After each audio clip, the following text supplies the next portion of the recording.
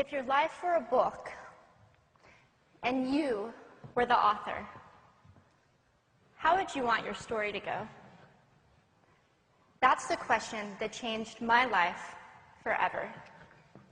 Growing up in the hot Las Vegas desert, all I wanted was to be free. I would daydream about traveling the world, living in a place where it snowed, and I would picture all of the stories that I would go on to tell. At the age of 19, the day after I graduated high school, I moved to a place where it snowed, and I became a massage therapist.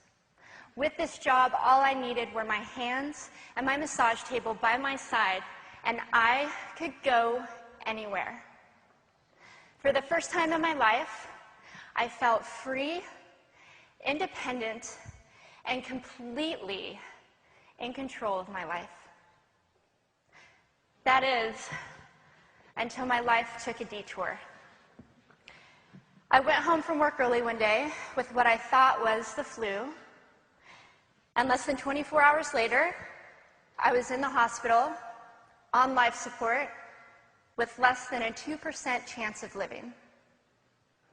It wasn't until days later, as I lay in a coma, that the doctors diagnosed me with bacterial meningitis, a vaccine-preventable blood infection. Over the course of 2.5 months, I lost my spleen, my kidneys, the hearing in my left ear, and both of my legs below the knee. When my parents wheeled me out of the hospital, I felt like I had been pieced back together like a patchwork doll.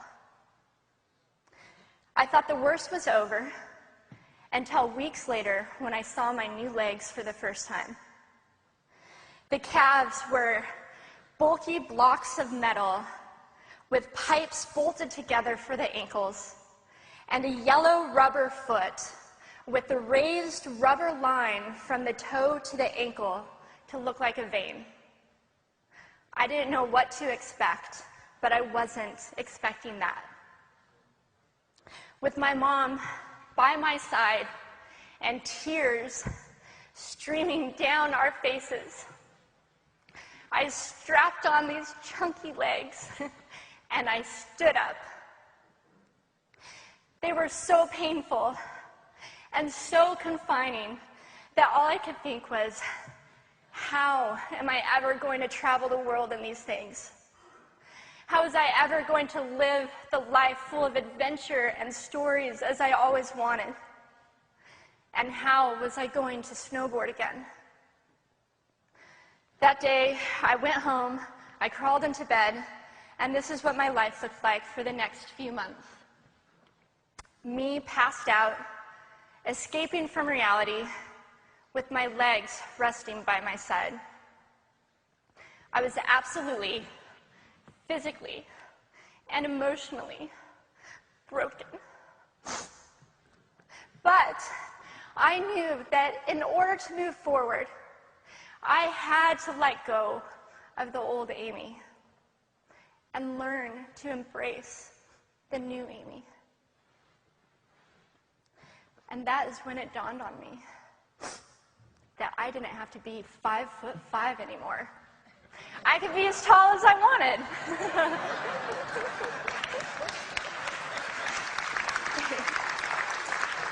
Or as short as I wanted, depending on who I was dating.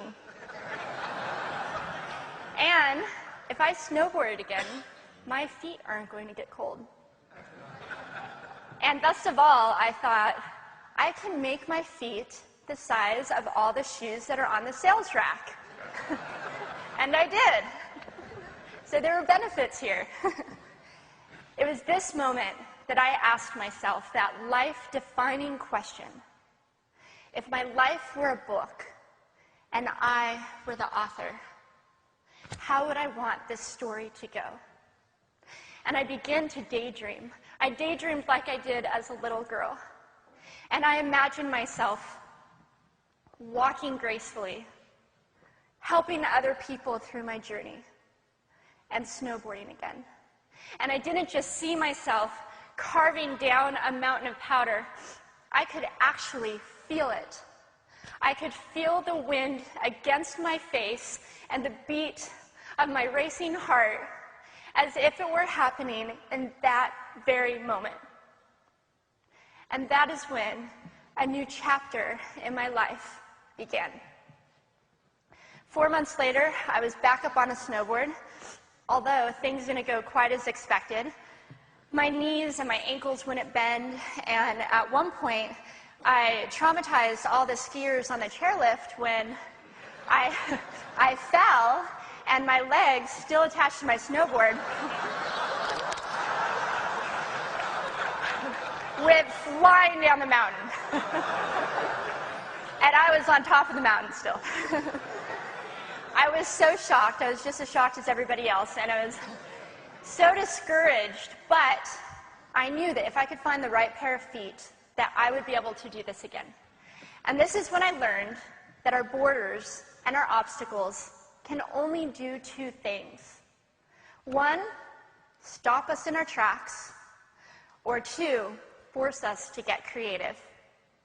I did a year of research, still couldn't figure out what kind of legs to use, couldn't find any resources that could help me. So I decided to make a pair myself. My leg maker and I put random parts together, and we made a pair of feet that I could snowboard in.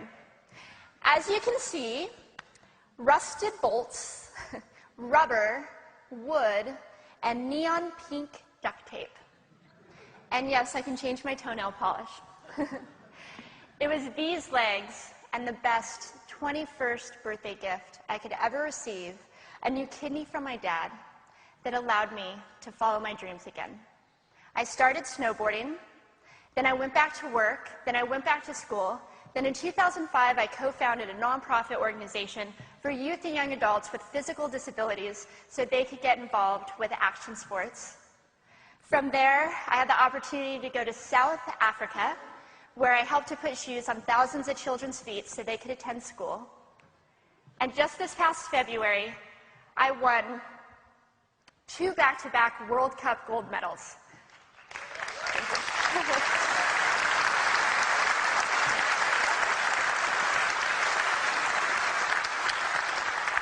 Which made me the highest-ranked adaptive female snowboarder in the world. 11 years ago, when I lost my legs, I had no idea what to expect. But if you asked me today if I would ever want to change my situation, I would have to say no. Because my legs haven't disabled me. If anything, they've enabled me. They've forced me to rely on my imagination and to believe in the possibilities. And that's why I believe that our imaginations can be used as tools for breaking through borders. Because in our minds, we can do anything, and we can be anything. It's believing in those dreams and facing our fears head on that allows us to live our lives beyond our limits. And although today is about innovation without borders, I have to say that in my life, innovation has only been possible because of my borders. I've learned that borders are where the actual ends, but also where the imagination and the story begins. So the thought that I would like to challenge you with today is that maybe instead of looking at our challenges and our limitations as something negative or bad, we can begin to look at them as blessings. Magnificent gifts that can be used to ignite our imaginations and help us go further than we ever knew we could go.